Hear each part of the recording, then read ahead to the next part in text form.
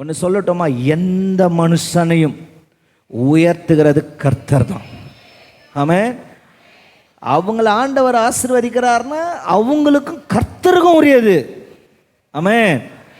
ஆகவே மற்ற மேலே நம்ம அவங்க வளர்ச்சியில் பொறாமைப்படக்கூடாது.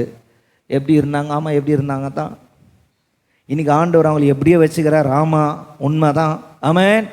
ஹல்லேலூயா, ஹல்லேலூயா, அல்லேலூயா. நீங்கள் எப்போ கர்த்தரால் ஆசீர்வதிக்கப்படுறீங்களோ அப்போ தான் உங்கள் பேரில் பொறாமையே ஏற்படும். நீங்கள் அப்படியே இருக்கிற இடத்துல இருந்தீங்கன்னா உங்களுக்கு எந்த பிரச்சனையும் கிடையாது. ஆனால் ஆண்டவர் சொல்லுகிறார், நான் உன் பேரை பெருமைப்படுத்துவேன். அல்லேலூயா. கர்த்தர் பேரை பெருமைப்படுத்தும் பொழுது, கர்த்தர் ஆசீர்வதிக்கும் பொழுது ஒரு சில பொறாமைகள் எழும்பின மனிதர்கள் அப்படி தான் இருப்பாங்க.